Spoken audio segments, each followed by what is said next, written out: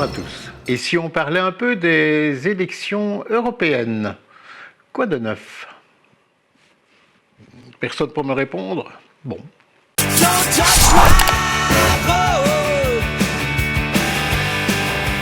Non, nos votes n'ont pas vraiment changé la donne. Malgré ce qui était prédit, prévu, imaginé, rêvé, qu'une grande marée plus à droite allait tout bouleverser, changer les choses dans l'Europe, ah ben non. Tout se passe comme pas prévu. Le tout-puissant PPE, vous savez, ce parti d'extrême centre, et l'Allemagne très dominatrice continueront à faire leur jeu pendant les années qui viennent, faisant avaler à tout un continent les couleuvres qui les arrangent, en signant des contrats noircis à 90% ou gros marquaires, tout en prétendant que c'est pour notre bien, évidemment. Ils nous ont sauvés. Et quelques résistants, comme avant, feront de longues diatribes, essayeront de faire des discours puissants, à dénoncer des choses devant un hémicycle désespérément vide et complètement sourd aux demandes, aux exigences des citoyens.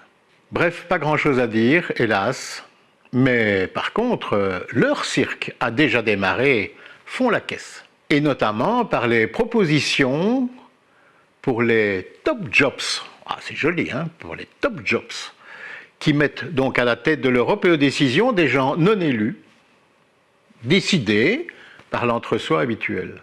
Et ces gens non élus domineront toute la politique européenne pendant des années. Youhou!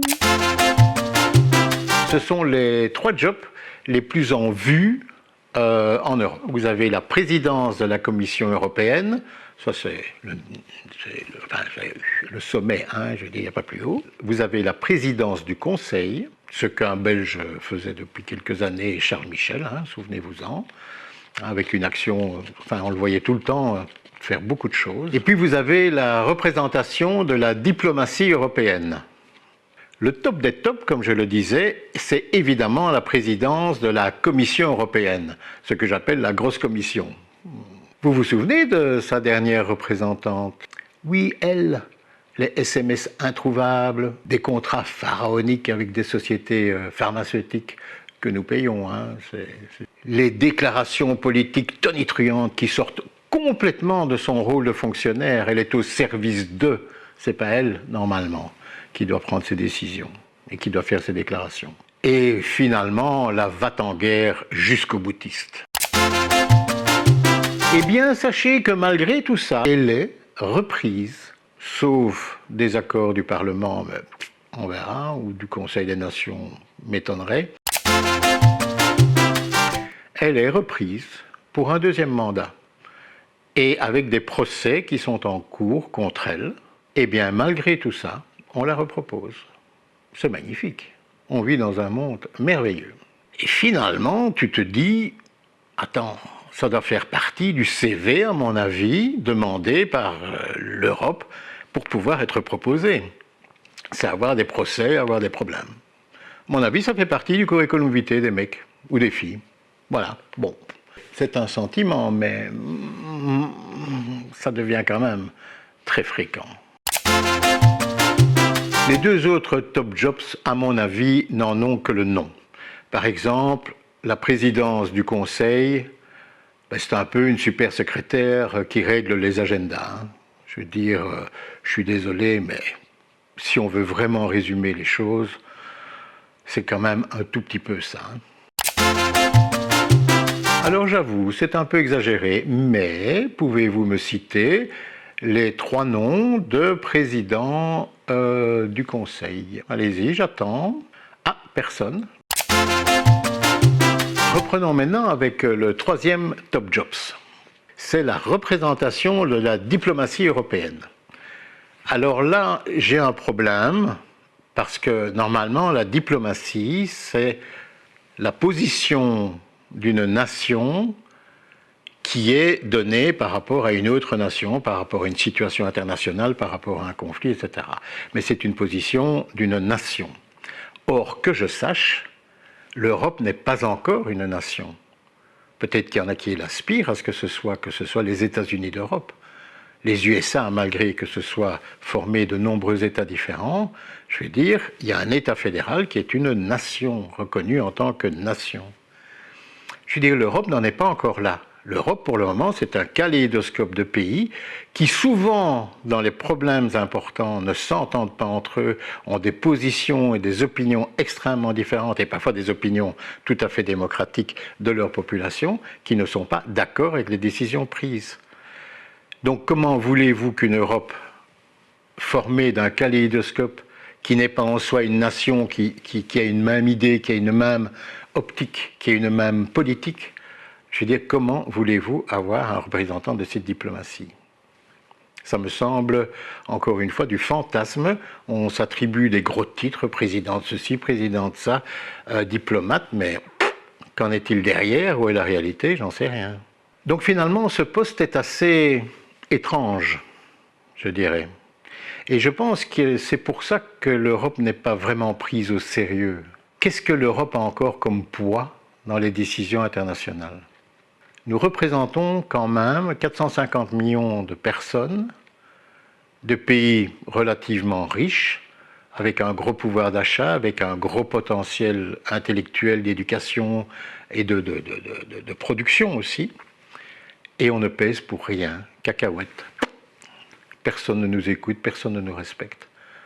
Alors qu'on devrait pouvoir se faire respecter en tant que peuple. Eh bien non, on ne compte pour rien dans l'échiquier politique international, on ne compte pour rien dans la géopolitique. Les USA s'arrangent avec la Chine, avec la Russie, avec l'Afrique, avec ceci, avec ça. Et l'Europe, oui, on suit, on fait ce qu'on peut quand on peut, on fait ce qu'on nous demande. Nous sommes comme un peu les larbins de la géopolitique internationale. C'est vraiment la sensation que j'ai. Peut-être l'avez-vous aussi, mais alors faites-le savoir sur Gigaphone TV.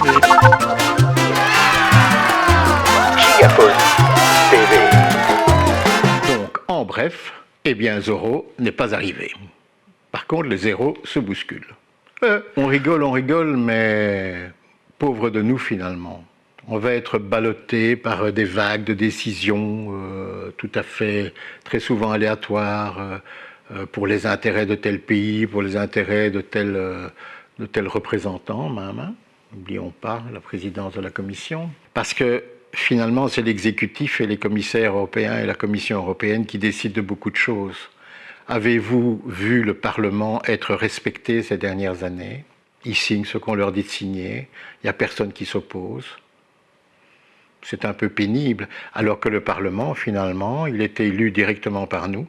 C'est notre représentation démocratique et citoyenne. Nous payons ces gens, tous les mois aussi, très cher, pour avoir un rôle, pour nous représenter, pour représenter nos intérêts, nos exigences. Eh bien, voilà, un hémicycle très souvent vide, avec des gens qui s'époumonnent, essayent de dire des choses, de prendre les choses en main. Et puis il y a ces quelques partis tout-puissants qui disent « oui, écoutez, du balai, quoi. Pas envie de vous entendre. » Triste Europe, quand même. Voilà. C'est gai, hein? C'est la fête, comme on dit. Ben, je vous laisse là-dessus. Je nous laisse là-dessus. En espérant que pour les prochaines élections, les prochaines échéances, si nous sommes toujours vivants, eh bien nous voterons peut-être différemment, nous voterons peut-être autrement, en réfléchissant autrement, et surtout en suivant ce qui va se passer dans les prochaines années, et en réfléchissant à ce qu'on peut faire pour changer les choses. Si les choses doivent changer, si vous êtes très content de ce qui se passe, eh bien, ok, pas de problème, on est en démocratie, continuez comme ça. Moi, je ne me sens pas très à l'aise là-dedans. Merci d'avoir écouté, merci bien, et à très bientôt. Et n'oubliez pas, faites entendre votre voix dans la Gigaphone TV. À très bientôt.